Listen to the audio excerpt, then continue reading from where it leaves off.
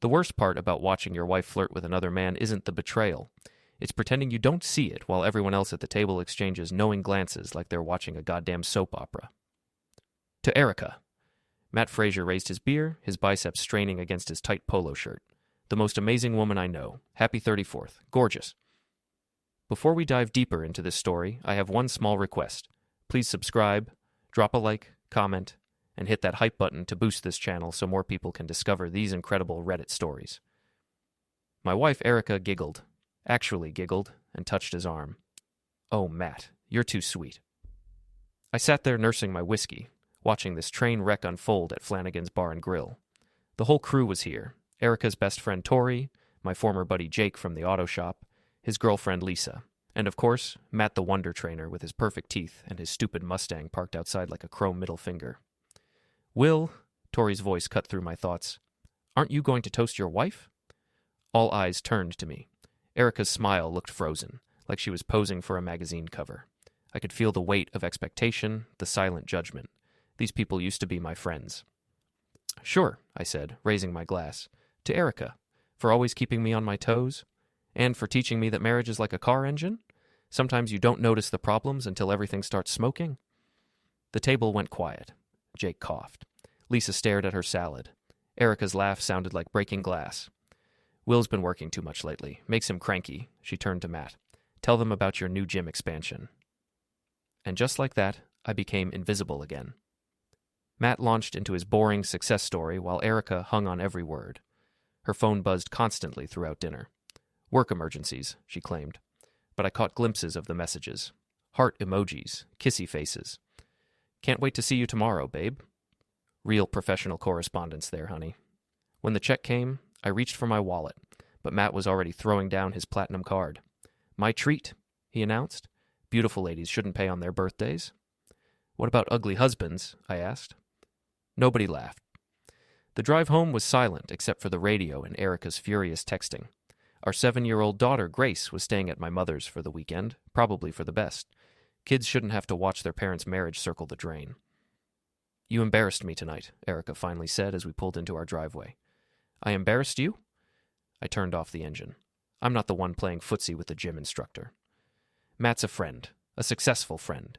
Maybe if you spent less time feeling sorry for yourself and more time improving your situation. My situation? I followed her into the house. You mean my job? The one that pays for this house and your designer handbags? She spun around in our kitchen, her eyes blazing. I make good money too, Will, and at least I'm not covered in grease all day, complaining about how unfair life is. Right. You just complain about how unfair your husband is. She grabbed her purse and headed upstairs. I'm taking a bath. Don't wait up. But I did wait up. I sat in my recliner, drinking beer and thinking about how we got here. 15 years together. 8 years married. 1 beautiful daughter. And now this. Whatever this was. Around midnight, I heard Erica's phone buzzing on the kitchen counter. She'd left it charging while she bathed. The screen lit up with a text from Matt, personal trainer. Had an amazing time tonight. You looked incredible. Can't stop thinking about you. See you at the hotel tomorrow. Room 237. My hand shook as I screenshotted the message. Then another one came through. Hope your husband doesn't suspect anything. This is our secret. I poured another beer and sat back down. The house felt different now, like the walls were closing in. Upstairs, I could hear Erica humming in the bathtub. Happy. Content. Planning her weekend betrayal while her stupid husband sat downstairs, finally understanding why his friends had been acting so weird lately. They all knew. Jake, Lisa, Tori, they all knew. My phone rang. Mom checking on Grace. How was the birthday dinner? She asked. Educational, I said. Very educational. Pshuttered. Chapter 2. The Final Straw and the Plan. Monday morning at Henderson Auto Body, I couldn't concentrate on anything. Every car that rolled in looked like Matt's Mustang. Every customer complaint sounded like Erica's voice. My boss Ed noticed me spacing out while rotating tires on a Honda Civic. You look like hell, Hanlon, he said, lighting his morning cigarette. Wife keeping you up? Something like that. Women. Ed shook his head. Can't live with them. Can't sell them for parts. I almost smiled. Almost. The day dragged on. Oil changes, brake jobs, transmission flushes, mindless work that usually calmed me down. But every time I thought about that hotel room, about Matt's hands on my wife, about my so-called friends watching it all happen, my chest tightened like someone was stepping on it. Around lunch, Jake stopped by the shop. We used to grab sandwiches together every Tuesday, back when he was my best friend instead of my wife's affair enabler. "Hey, man," he said, hands in his pockets. "Thought I'd see how you're doing." "Peachy." I didn't look up from the engine I was working on. "Look, Will, about Saturday night." "What about it?" Jake shifted uncomfortably. "You seemed, I don't know, angry. Did I?" I straightened up, wiping my hands on a rag. "Can't imagine why." "Maybe you should talk to someone. About your marriage, I mean. Things seem pretty tense between you and Erica." The audacity of this guy. Standing in my workplace, pretending to care about my marriage while he helped cover up my wife's affair. "Thanks for the advice, Jake. Really helpful." "I'm trying to be a friend here." "Are you?" I stepped closer. "Because a real friend might mention if my wife was screwing around. A real friend might give me a heads up before I make an ass of myself at dinner parties." His face went pale. "Will, I don't know what you think." "I don't think anything. I know. The question is, how long have you known?" Jake looked around the shop nervously. Ed was pretending not to listen while he worked on a carburetor. "It's not my business," Jake finally said. "But it's your entertainment, right? Watching the poor bastard husband stumble around while everyone else is in on the joke." "It's not like that." "Get out," I said quietly. "Will, get out of my shop." He left. Ed looked over at me and shrugged. "About time. That guy always creeped me out." That evening, I sat in my car outside Matt's gym, watching him train his evening clients. He was everything I wasn't. Tall, muscular, confident. The kind of guy who never worried about mortgage payments or whether his jeans made him look fat. The kind of guy who could steal another man's wife and sleep soundly afterward. His precious Mustang sat in the parking lot, gleaming under the streetlights. Midnight blue with racing stripes, custom rims. The car was probably worth more than I made in 6 months. An idea started forming. At home, Erica was packing for her girls' weekend with Tori. Yoga retreat, she claimed. Very spiritual, very cleansing. "When will you be back?" I asked. "Sunday evening. Don't wait up." She didn't even look at me while she folded her lingerie, the expensive stuff I never got to see anymore. "Have fun at your retreat." "I will." After she left Friday morning, I called in sick to work and drove to the hotel downtown, the Marriott on 5th Street. I knew the desk clerk Leo from high school, skinny kid who got picked on a lot. I used to stick up for him. "Will Hanlon?" Leo's face lit up. "Man, it's been forever. What brings you here?" "Awkward question, Leo. My wife's supposed to be staying here this weekend. Room 237? I wanted to surprise her with flowers, but I'm not sure if she checked in yet." Leo's expression changed. He glanced around nervously. Will, that room is registered to a Matt Frazier, but there's a note that he's expecting a guest." "Erica Hanlon?" "Yeah." Leo looked miserable. "Shit, man, I'm sorry." I slipped him $50. "Thanks for being honest. And Leo, if anyone asks, we never had this conversation." "Of course." "Jesus, Will, I'm really sorry." "Not your fault, buddy." I spent the rest of Friday planning. Not murder. I'm not crazy. Not anything illegal that would land me in prison and leave Grace without a father. But something that would hit Matt and Erica where it hurt. Their pride, their reputations, their perfect little fantasy. By Saturday morning, I had everything I needed. Chapter 3. The Setup. Saturday night, 11 p.m. Matt's Mustang sat alone in the hotel parking lot while he and my wife played house upstairs. I'd been watching from across the street for 2 hours, waiting for the right moment. The parking lot was mostly empty except for a few late arrivals and the night security guard who made his rounds every 30 minutes. I'd timed it perfectly. I approached the Mustang with my toolkit and a garbage bag full of supplies from the auto shop. The car wasn't locked. Typical Matt arrogance. Who would dare mess with his precious ride? First, I disconnected the battery and popped the hood. Then I got creative. I packed the air vents with glitter, pounds of it, in every color imaginable. The kind that gets into everything and never comes out. Then I added my special touch. A bag of frozen shrimp I'd left in my trunk all day. By now they were properly rotten and reeking. I stuffed them deep into the ventilation system where they'd be impossible to find and remove.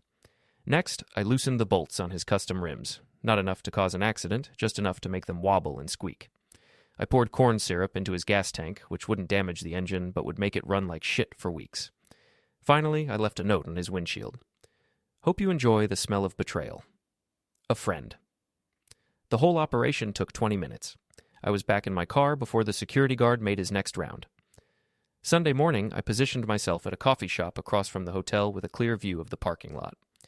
At 10:47 a.m., Matt and Erica emerged from the lobby, laughing and holding hands like teenagers. My wife looked radiant, the way she used to look with me.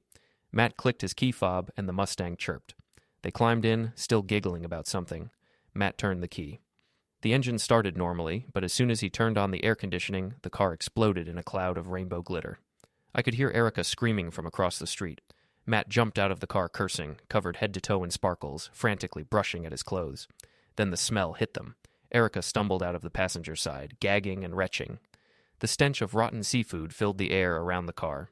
Other hotel guests stopped to stare as Matt desperately tried to figure out what was happening. I sipped my coffee and watched the show. Matt found my note and read it aloud. Erica snatched it from him, her face going white. They stood there in the hotel parking lot, covered in glitter and reeking of rotten fish, having a heated argument while curious onlookers recorded everything on their phones. Perfect. But I wasn't done. Not even close. Monday morning, I showed up at Jake's house before he left for work. He answered the door in his bathrobe, coffee mug in hand. "Will, what are you doing here?" "We need to talk." "Listen, about the other day." "How long?" I pushed past him into his living room. "How long have you known about Erica and Matt?" Jake set down his coffee and sighed. 3 months, maybe 4. "And you said nothing." "What was I supposed to say? It's not my marriage." "But it is your entertainment. You and Lisa, Tori, probably half the neighborhood, all watching me make a fool of myself while my wife screws around." "It wasn't like that, wasn't it?" I pulled out my phone and showed him the screenshots of Matt's texts. "Did you know about the hotel? About their little weekend getaway?" Jake's face crumpled. "Shit, Will. I'm sorry. I really am." "Sorry doesn't fix anything, Jake. Sorry doesn't give me back the last 4 months of my life. Sorry doesn't explain to my daughter why Daddy looks sad all the time. What do you want me to do?" "I want you to understand something. We're not friends anymore. We're not buddies. Don't come by the shop, don't call, don't pretend you give a shit about me or my family. You made your choice when you decided to keep quiet." "Will, I'm not finished." I stepped closer. "And if I find out you're still covering for them, still helping them sneak around, I'll make sure everyone knows what kind of friend you really are. Clear?" Jake nodded miserably. "Good. Have a nice life, asshole." I left him standing in his doorway and drove to work, feeling better than I had in months. But the real fun was just beginning. Chapter 4. Escalation. By Tuesday, the glitter bomb video had gone viral on social media. Someone at the hotel had filmed Matt and Erica's meltdown and posted it online with the caption, "Cheaters get glittered." It had been shared thousands of times. Erica came home that evening in a rage. "You son of a bitch," she screamed, throwing her purse at me. "You humiliated me. Us. Everyone's seen that video." "What video?" I asked innocently, not looking up from my newspaper. "Don't play dumb. I know it was you." "I was home all weekend. Ask the neighbors." "The neighbors hate us now, thanks to you. Mrs. Patterson won't even look at me. The whole street knows about Matt." "Gee, that's terrible. Maybe you shouldn't have been cheating on your husband." She slapped me. Hard. The sound echoed through our kitchen. I stood up slowly, my cheeks stinging. "Feel better?" "You destroyed Matt's car. He can't even drive it. The smell won't come out." "Sounds like a personal problem." "This isn't over, Will. I'm calling my lawyer tomorrow. I want a divorce, and I want custody of Grace." "Good luck with that. Judges tend to frown on adultery." Her eyes narrowed. "We'll see about that." She stormed upstairs, slamming doors and making phone calls. I could hear her sobbing to someone, probably Tori, about what a monster her husband had become. Wednesday morning, I got a call at work from my old friend Marcus, who'd become a private investigator after leaving the police force. "Will, buddy, heard you might need some help." "Who told you that?" "Ed mentioned you were having some marital difficulties. Thought you might want some professional assistance." I met Marcus for lunch at a diner downtown. He was a big guy with kind eyes and a no-nonsense attitude. "So," he said, stirring sugar into his coffee, "your wife's cheating and your friends are covering for her." "That about sums it up." "What do you want to do about it?" "I want to make them all pay. Legally. Publicly. I want them to feel as humiliated and betrayed as I do." Marcus nodded. "I can work with that. But we do this smart, okay? No more pranks. No more vigilante bullshit. We build a case that destroys them in court and in the community, but keeps you clean." "What do you need?" Photos, financial records, witness statements, a paper trail that proves the affair and shows how long it's been going on. I'll also look into Matt's background. Guys like him usually have skeletons. How much? For you? $500 a day plus expenses. This is personal for me, too. I hate cheaters. I hired him on the spot. By Friday, Marcus had gathered enough evidence to sink a battleship. Photos of Matt and Erica entering hotels together. Credit card receipts showing Erica had been buying expensive gifts for someone other than me. Text messages retrieved from phone records. Even a statement from Matt's ex-girlfriend, who was more than happy to dish about his habit of sleeping with married women. But the best part was what Marcus discovered about Matt's business. Your boy's been skimming money from his gym, Marcus told me over beers. Underreporting income, paying some employees under the table, claiming fake business expenses. The IRS would be very interested in his creative bookkeeping. Are you suggesting we turn him in? I'm suggesting we give him a chance to do the right thing. Sometimes the threat of exposure is more powerful than the exposure itself. Saturday afternoon, I paid Matt a visit at his apartment. He answered the door, shirtless, probably expecting one of his female clients. His face fell when he saw me. What do you want, Will? To talk, man to man.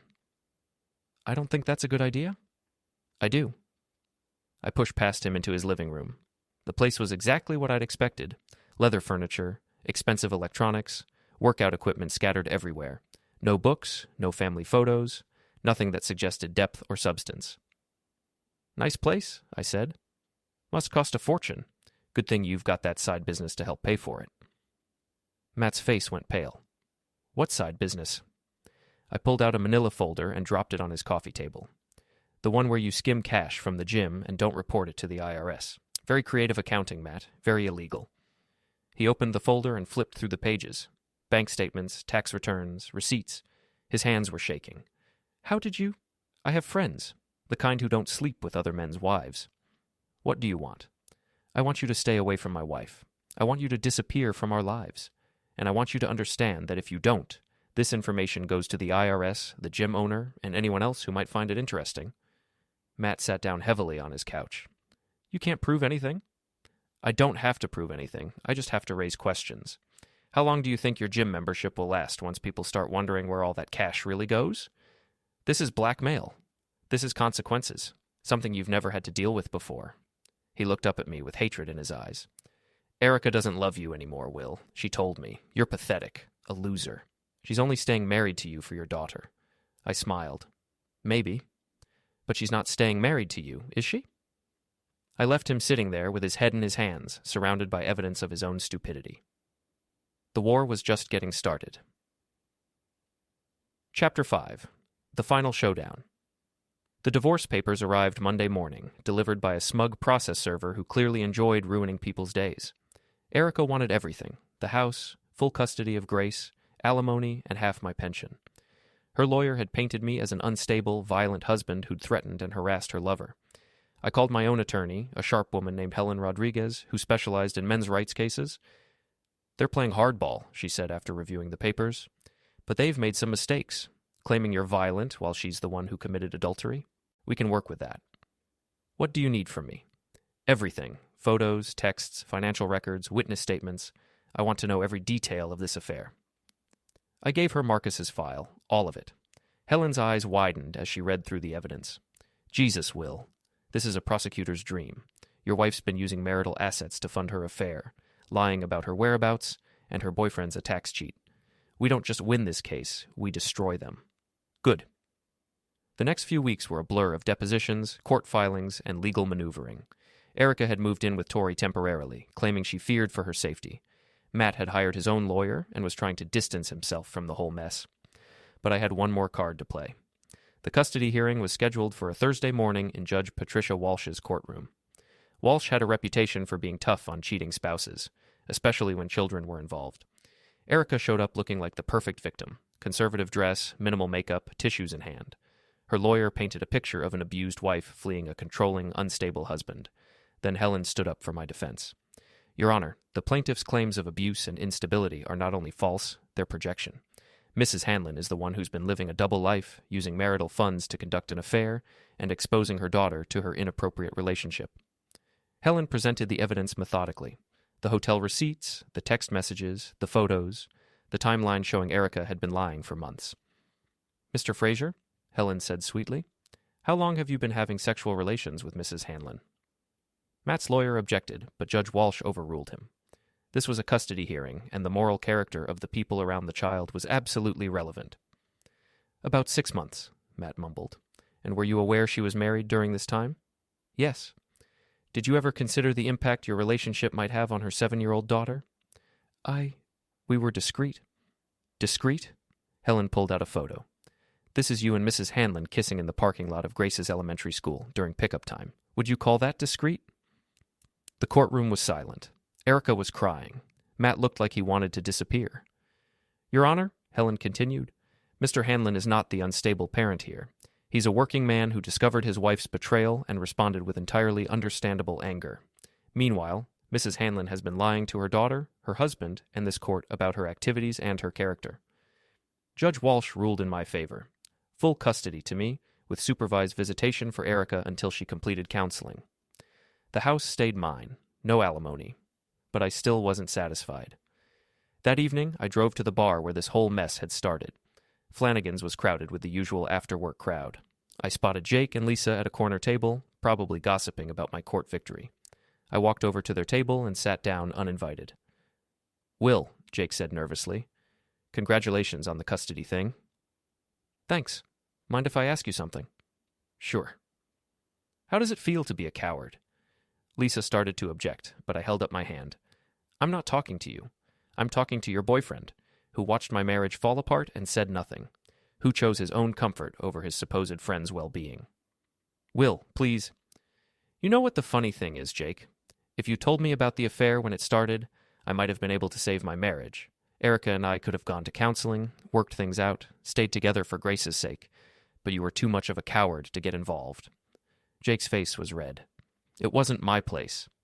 "Wasn't it? When you see your friend's wife cheating, when you watch him make a fool of himself at dinner parties, when you know his whole life is built on a lie, that's not your place to speak up?" "I didn't want to hurt you," I laughed. "You didn't want to hurt me? Jake, you destroyed me. You and everyone else who knew and said nothing. You let me live in a fantasy world while my wife screwed around behind my back. You think that didn't hurt?" I stood up and looked around the bar. Several people were staring at us now, including Tori, who was sitting at the bar pretending not to listen. "You want to know what I learned from all this?" I said, loud enough for everyone to hear. "I learned that most people are cowards. They'll watch your life fall apart rather than risk an uncomfortable conversation. They'll choose their own comfort over your well-being every single time." I turned back to Jake. "We're done. Don't call me. Don't visit. Don't pretend we were ever friends. You're nothing to me now." I walked out of Flanagan's and never went back. 6 months later, I heard through the grapevine that Matt had been arrested for tax evasion. His gym went bankrupt, his car was repossessed, and he'd moved back in with his mother. Erica was working at a discount insurance office and living in a studio apartment. Tori had stopped speaking to her after the court case made the local news. Jake and Lisa broke up after she found out he'd been keeping secrets from her too. Apparently, I wasn't the only friend he'd betrayed over the years. As for me, I got promoted to shop foreman at Henderson Auto Body. Grace and I moved into a smaller house closer to her school. We're doing fine. Better than fine, actually. We're happy. Last week was Grace's 8th birthday. We had a small party at Chuck E. Cheese with her friends from school and my mother. No drama, no betrayal, no hidden agendas. Just a father and daughter celebrating another year of life. Grace blew out her candles and made a wish. When I asked her what she'd wished for, she said, "I wished for us to always be happy, Daddy." I think that wish is going to come true, sweetheart. And you know what? I think she's right.